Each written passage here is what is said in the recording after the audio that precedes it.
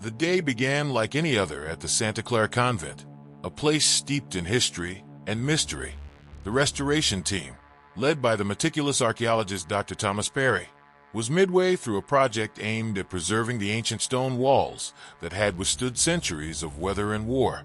I was there as a consultant, a historian with a penchant for cryptography, invited to provide insights into any historical documents or artifacts that might emerge during the renovation.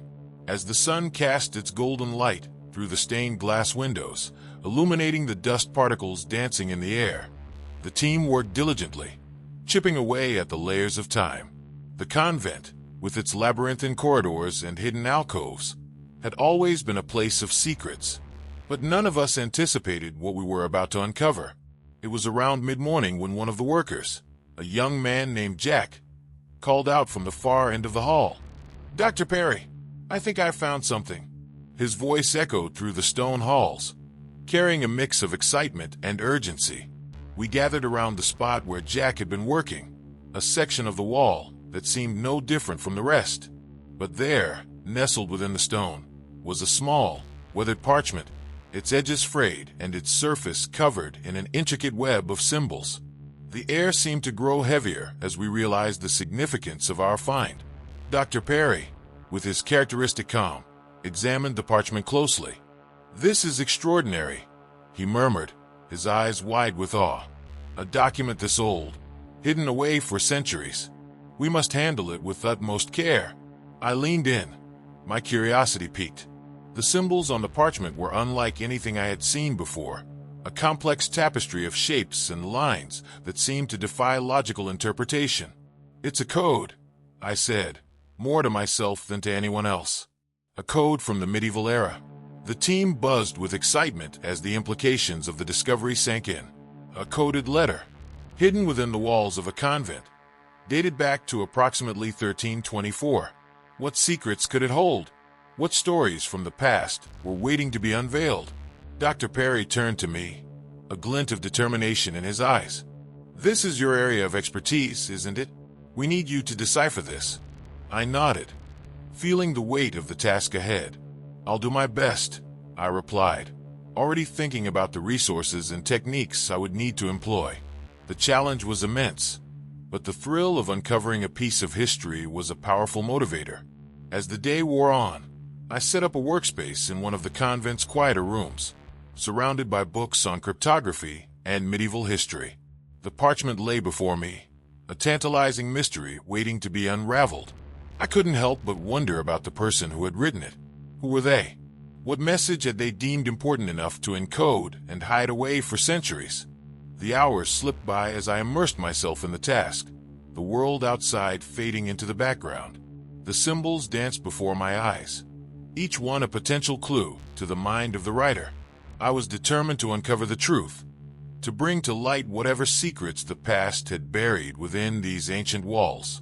As evening fell, I realized that this was only the beginning of a journey that would take me deep into the heart of history, and perhaps into the shadows of a mystery that had remained unsolved for over 700 years. Little did I know, the discoveries we were about to make would challenge everything I thought I knew about the past, and about myself. The task of deciphering the letter proved to be as daunting as I had anticipated. The parchment, written by a nun named Sister Beatrice, was a puzzle wrapped in the enigma of its time. Known in historical records for her intellect and devotion, Sister Beatrice had left behind a message that defied immediate comprehension. Her use of symbols and an archaic language was both a testament to her skill and a challenge to mine. I began my work in earnest, surrounding myself with reference materials, books on medieval languages, notes on cryptographic techniques of the era, and any historical texts that might provide context. The convent library, though modest, offered a wealth of information. The nuns, curious about my work, occasionally peeked in, their whispers echoing through the stone halls. One afternoon, as I was deep in concentration, Sister Mary, the convent's current librarian, entered the room with a gentle knock. "How is it going, Mr. Williams?" she asked, her voice soft yet filled with genuine curiosity. "It's proving to be quite the challenge," I admitted, looking up from the parchment. Sister Beatrice was remarkably clever. This isn't just a simple substitution cipher. It's layered with complexity. Sister Mary nodded, her eyes reflecting the flickering light of the candles. Beatrice was known for her wisdom and foresight. Perhaps she had reasons for such secrecy. I pondered her words as she left, realizing that understanding the mind behind the code might be as crucial as deciphering the symbols themselves. I needed to think like Sister Beatrice, to step into her shoes and see the world through her eyes. Days turned into weeks as I worked tirelessly, analyzing patterns, testing hypotheses, and cross-referencing historical events that might align with the letter's content.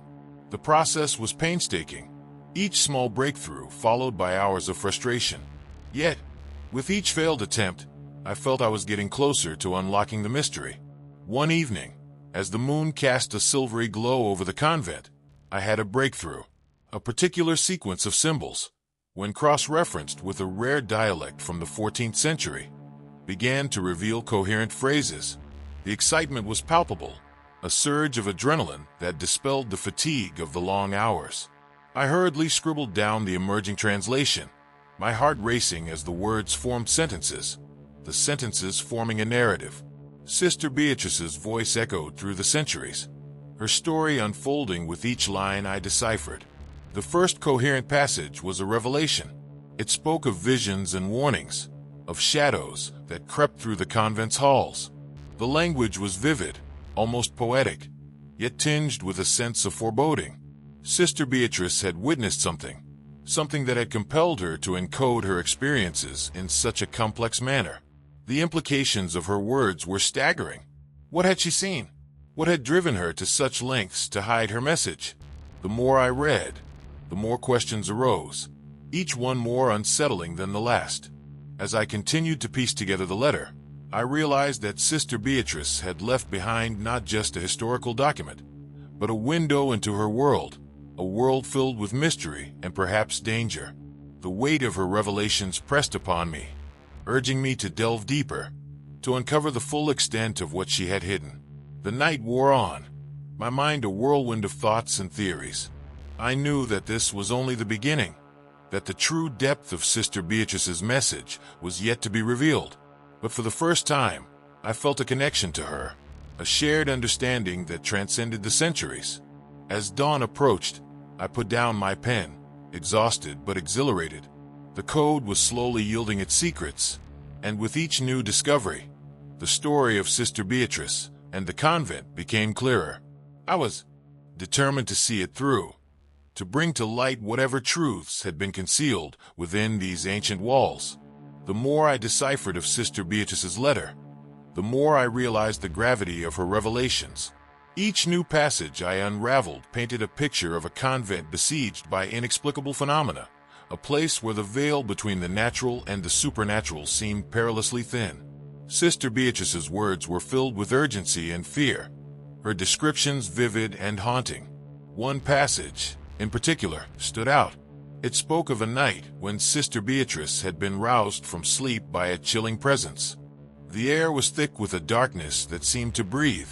She wrote, "I felt it before I saw it, a shadow moving with intent, as if searching for something, or someone."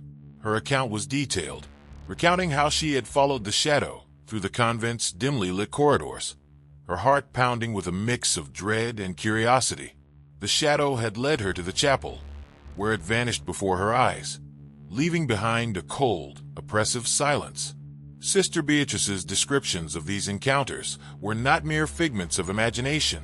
There was a consistency and specificity to her accounts that suggested she had experienced something profoundly real, though beyond the understanding of her time.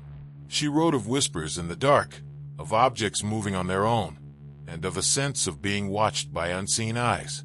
As I delved deeper, I came across a section of the letter that mentioned an ancient prophecy.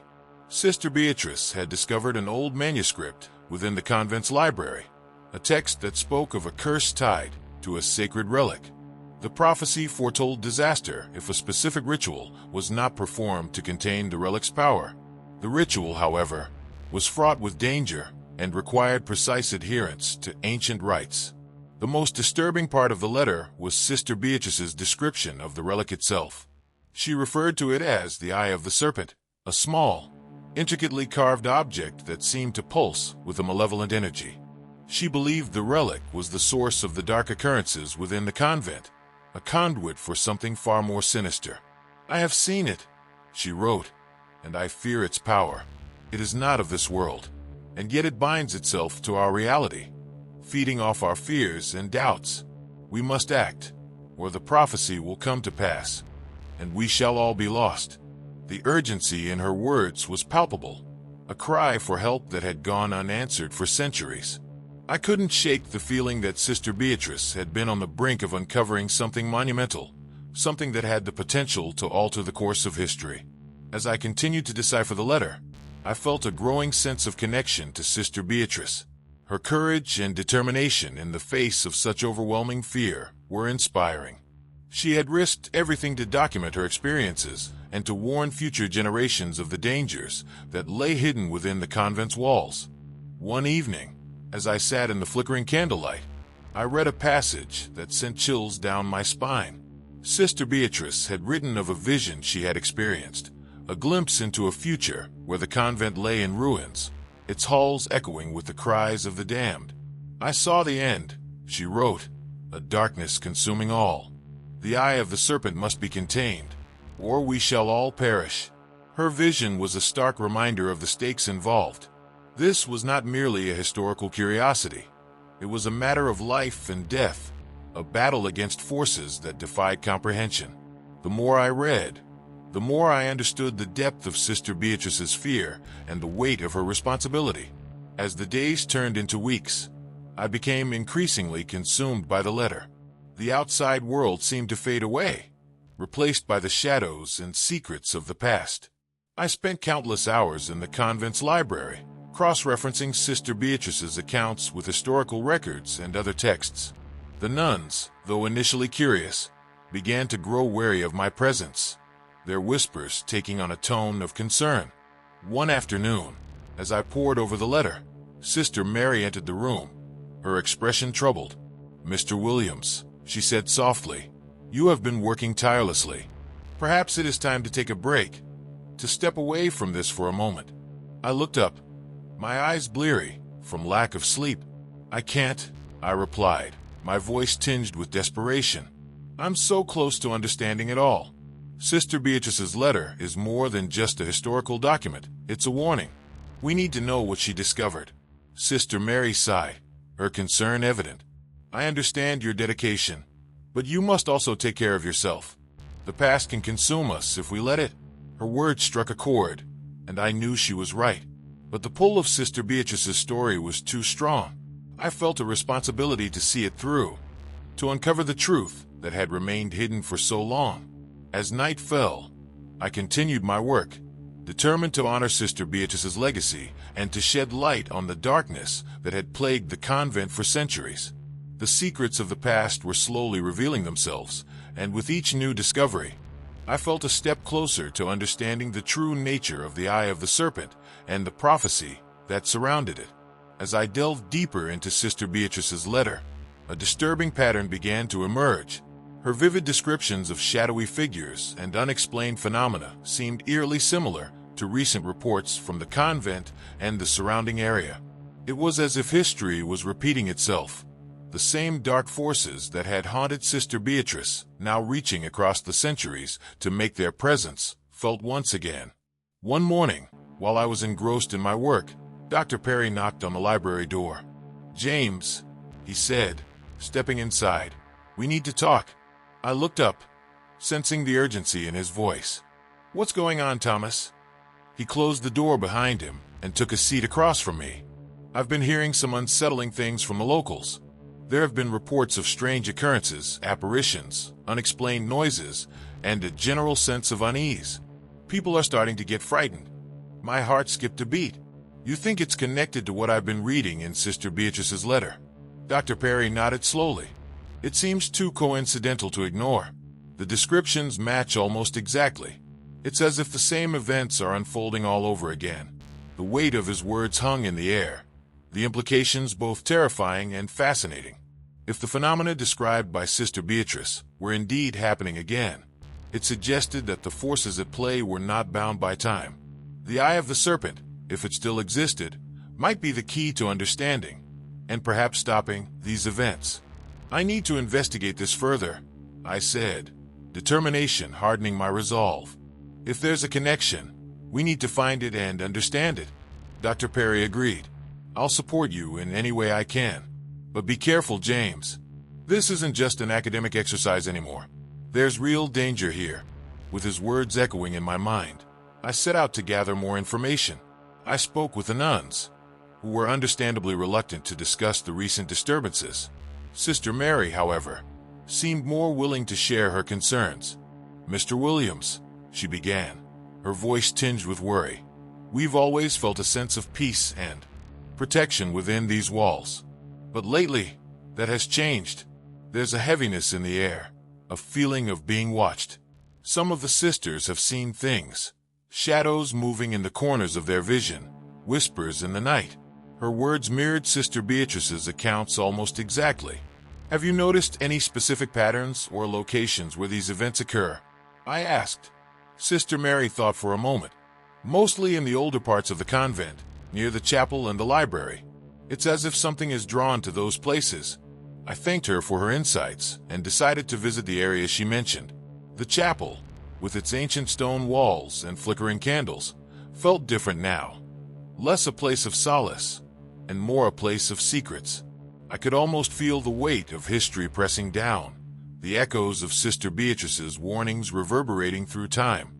As I walked through the dimly lit corridors, I couldn't shake the feeling of being watched. Every creak of the floorboards, every whisper of the wind seemed amplified, a constant reminder of the unseen presence that lingered in the shadows. It was a sensation both unsettling and compelling, driving me to uncover the truth. I spent hours in the library, cross-referencing Sister Beatrice's letter with other historical texts and recent reports. The parallels were undeniable. The same descriptions of shadowy figures, the same sense of foreboding, the same inexplicable phenomena. It was as if the convent was a nexus, a place where the boundaries between the natural and the supernatural were particularly thin. One evening, as I was deep in my research, I received a visit from Father John, the local parish priest. He had heard about my work and wanted to offer his assistance. Mr. Williams, he said, his voice calm but serious, I've been hearing confessions and concerns from the townspeople. They are frightened, and they look to the church for answers. If there's anything I can do to help, please let me know. I appreciated his offer and shared with him some of the details I had uncovered.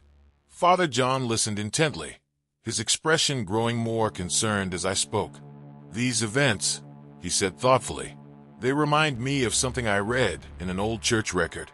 There was a similar outbreak of fear and strange occurrences several decades ago.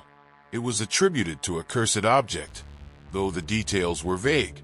My interest piqued. I asked if I could see the record.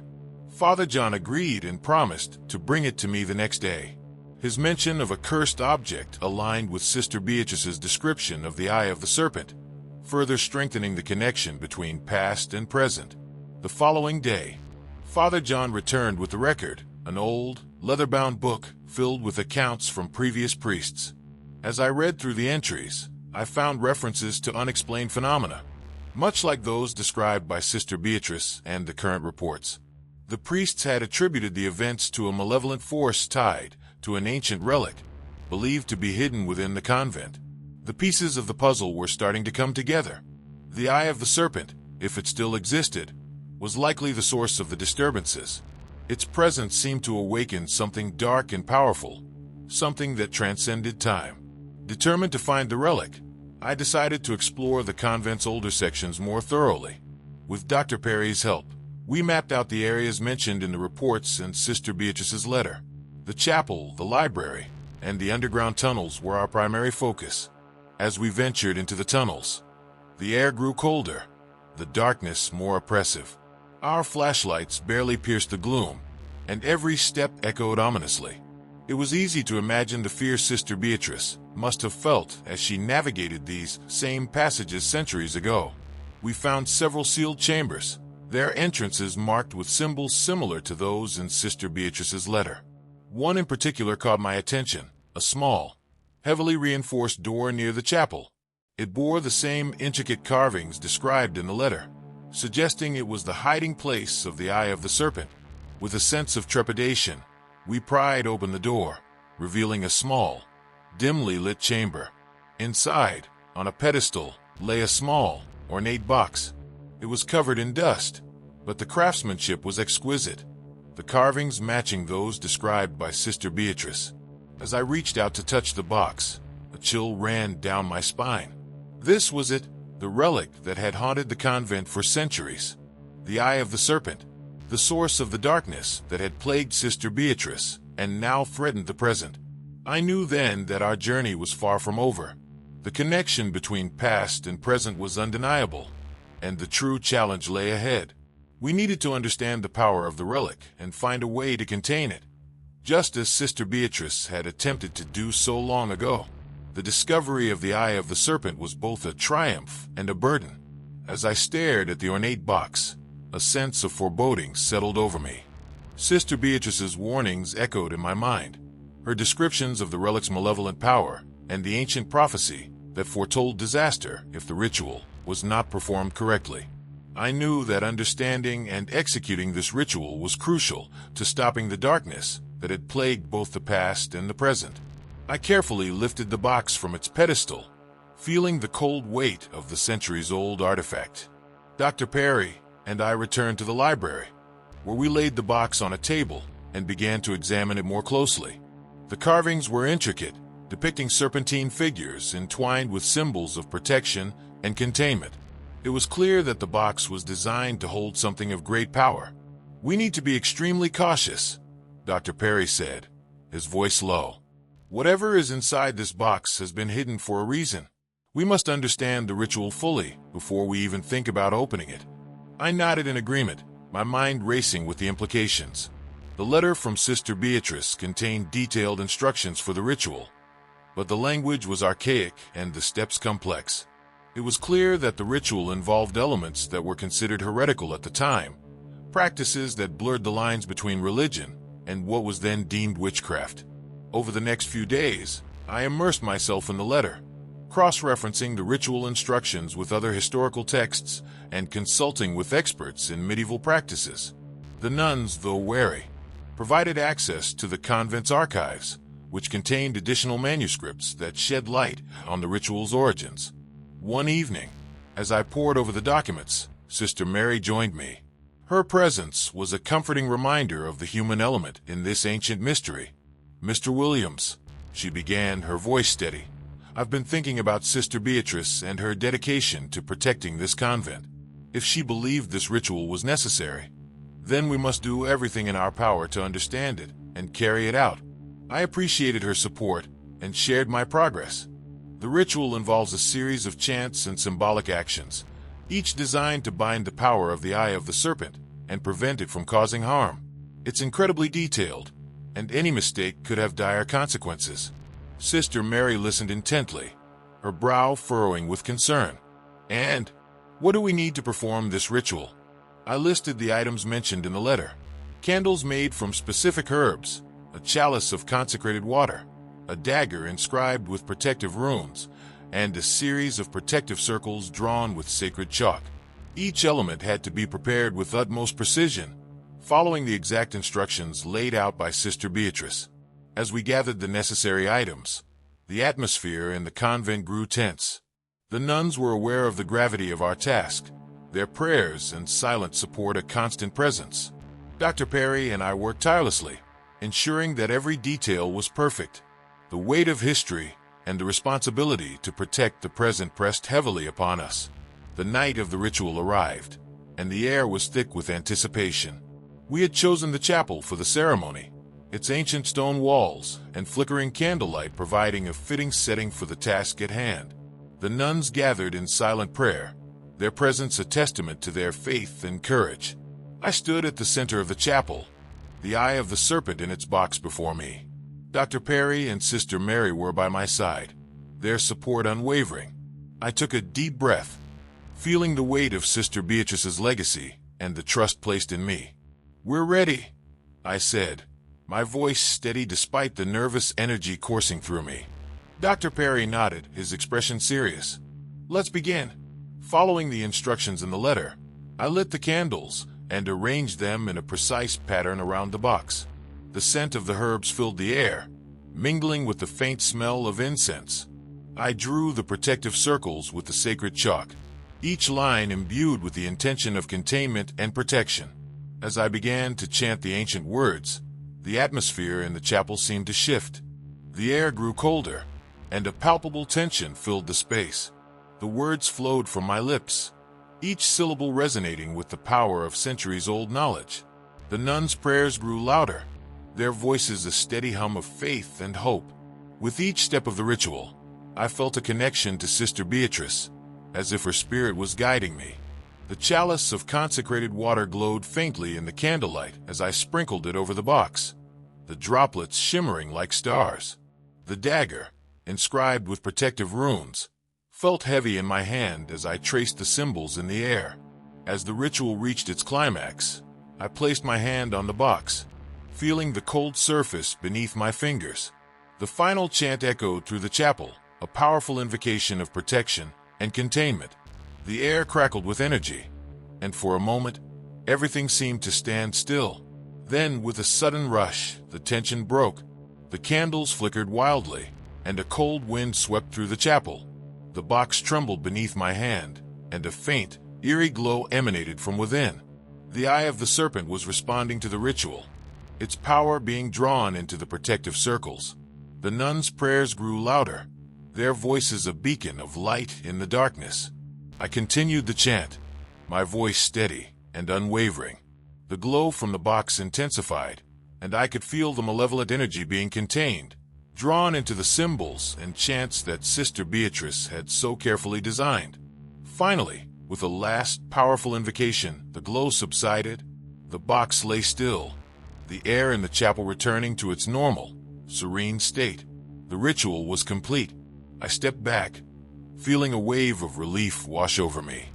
The eye of the serpent was contained, its power bound by the ancient ritual. The nuns' prayers turned to murmurs of gratitude, their faith rewarded by the successful completion of the ceremony. Dr. Perry placed a hand on my shoulder, his expression one of admiration and respect. "You did it, James. You honored Sister Beatrice's legacy and protected the convent."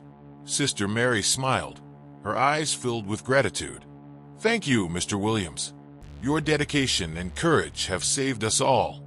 As I looked around the chapel, I felt a deep sense of fulfillment. The journey had been long and arduous, but we had succeeded. Sister Beatrice's warnings had been heeded, and her legacy preserved.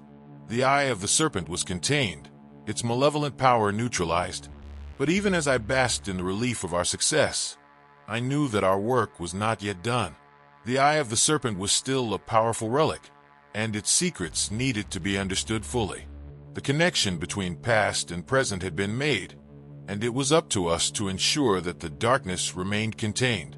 After the ritual, the atmosphere in the convent lightened considerably, but the sense of unease lingered. The eye of the serpent was contained, but its presence still loomed like a shadow over the ancient walls. We had followed Sister Beatrice's instructions to the letter, but questions remained. What exactly was the eye of the serpent? How had it come to be in the convent? And what was its true nature? The answers, I believed, lay hidden in the depths of the convent's underground tunnels. These tunnels, long forgotten by most, were a labyrinth of history, a place where secrets were buried and time seemed to stand still. Armed with the knowledge from Sister Beatrice's letter and the recent ritual, we prepared for a thorough exploration. Dr. Perry and I gathered a small team of trusted colleagues, including Sister Mary, who insisted on joining us despite the potential dangers. "I need to understand what has been haunting our convent," she said resolutely. Her determination was inspiring, and her presence a reminder of the human element in our quest. We equipped ourselves with flashlights, ropes, and other necessary gear, ready to face whatever lay ahead. The entrance to the tunnels was hidden behind a heavy wooden door in the chapel, its hinges creaking ominously as we pushed it open. A cold draft greeted us, carrying the musty scent of centuries-old stone and earth. As we descended into the darkness, the air grew colder, the silence more profound. Our flashlights cast long, eerie shadows on the walls, illuminating the intricate carvings and symbols that adorned the stone. These tunnels had been used for various purposes over the centuries: storage, refuge, and perhaps even secret rituals. "Stay close," Dr. Perry advised, his voice echoing softly. "These tunnels can be disorienting." We moved cautiously, our footsteps muffled by the thick layer of dust that coated the floor. The deeper we went, the more oppressive the atmosphere became. It was as if the very air was charged with the weight of history, each step taking us further into the unknown. After what felt like hours of navigating the twisting passages, we came upon a series of sealed chambers. These were the places mentioned in Sister Beatrice's letter, their entrances marked with symbols of protection and containment. The carvings matched those on the box that held the Eye of the Serpent, suggesting a connection between these chambers and the relic. "This is it," I said, my voice barely above a whisper. "These chambers hold the key to understanding the Eye of the Serpent."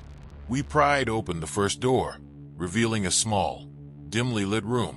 Inside, we found shelves lined with ancient manuscripts, their pages brittle with age.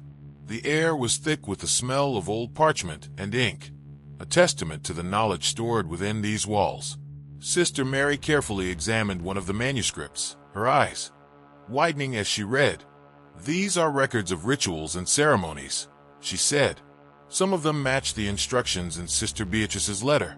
We continued our search, moving from chamber to chamber, each one revealing more pieces of the puzzle. In one room, we found an altar with candles and symbols etched into the stone. In another, we discovered a collection of artifacts, chalices, daggers, and other ritual items, each one meticulously crafted and imbued with a sense of purpose. As we explored, a sense of dread began to build. The deeper we went, the more we felt the presence of something ancient and powerful. It was as if the tunnels themselves were alive, watching us, waiting. In the final chamber, we found what we had been searching for. The room was larger than the others, its walls covered in intricate carvings that depicted scenes of rituals and sacrifices. At the center of the room stood a pedestal, and on it lay a small, intricately carved box.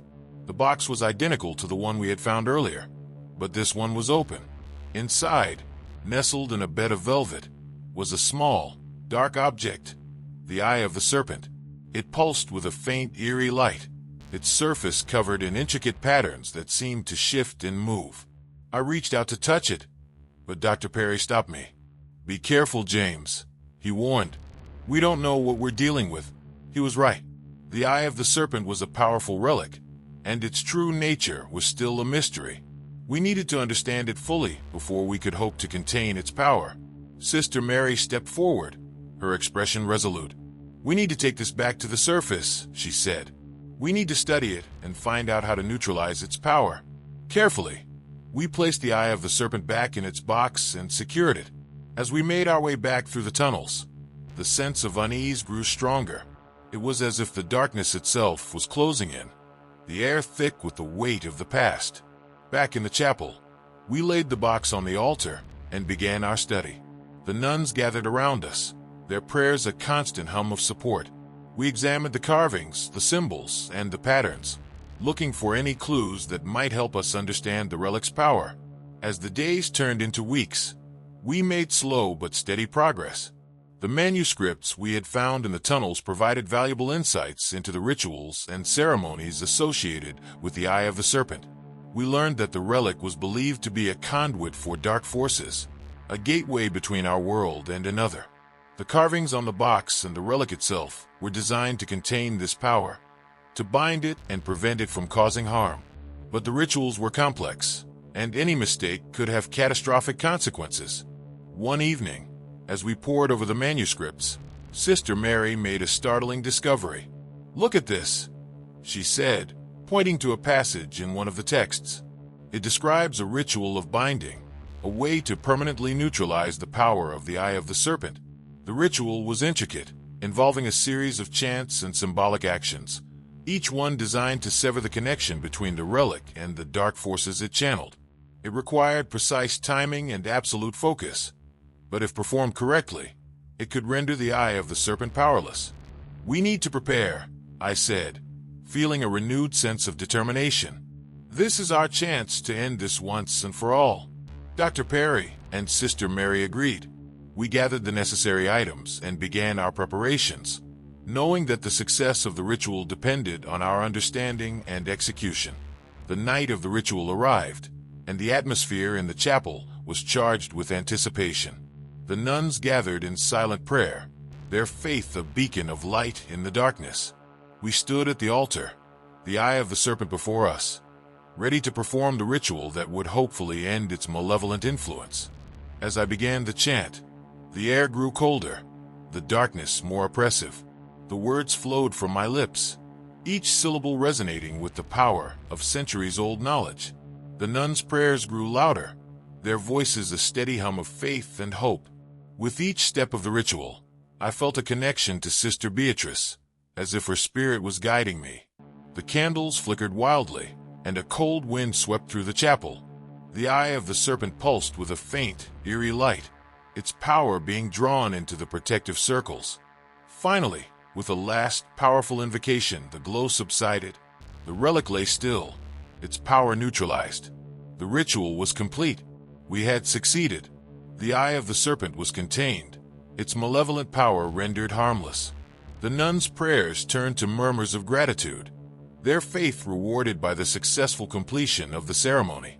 As I looked around the chapel, I felt a deep sense of fulfillment. The journey had been long and arduous, but we had succeeded. Sister Beatrice's warnings had been heeded, and her legacy preserved.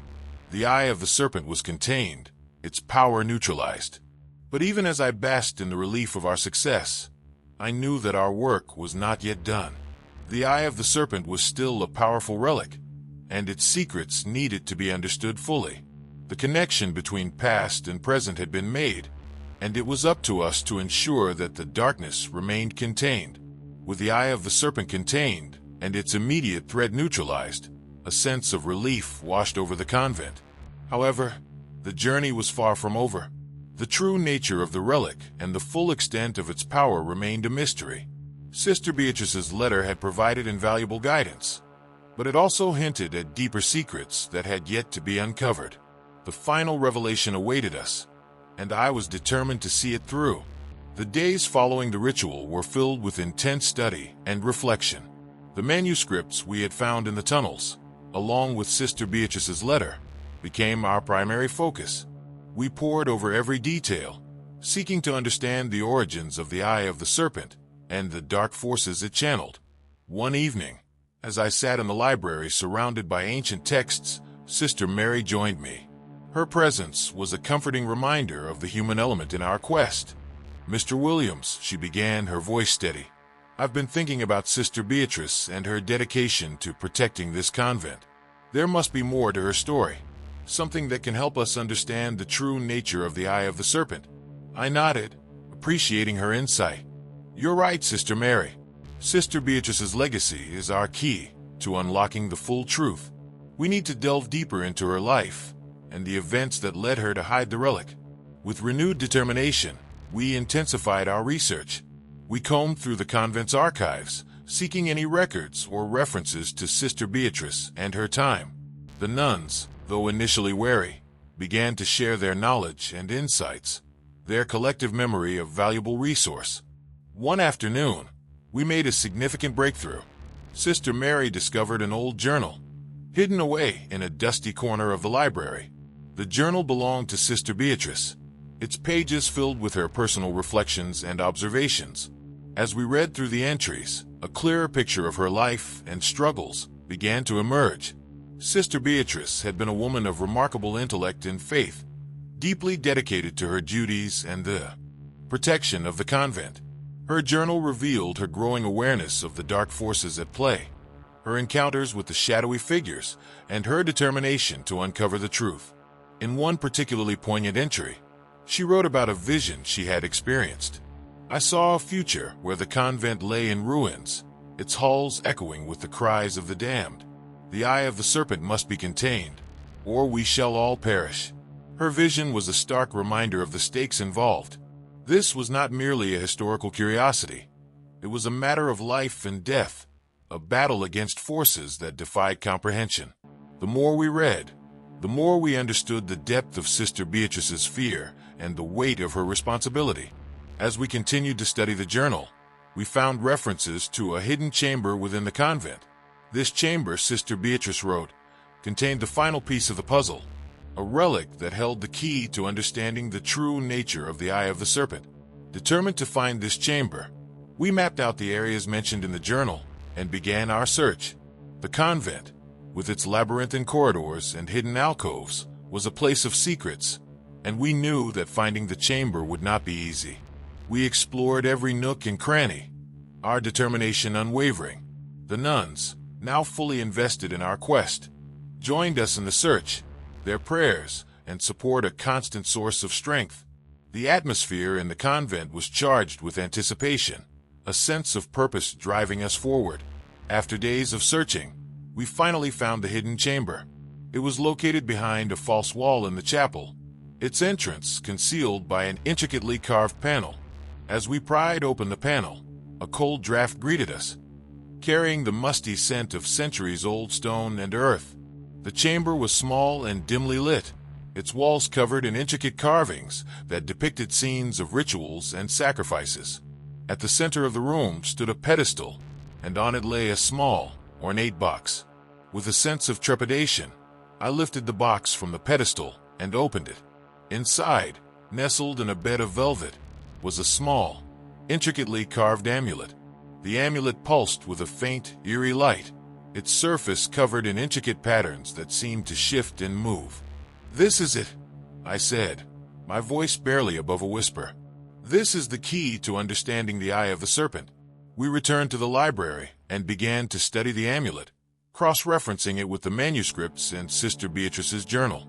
The amulet, we discovered, was a powerful artifact designed to counteract the dark forces channeled by the Eye of the Serpent. It held the power to sever the connection between the relic and the malevolent energy it harnessed.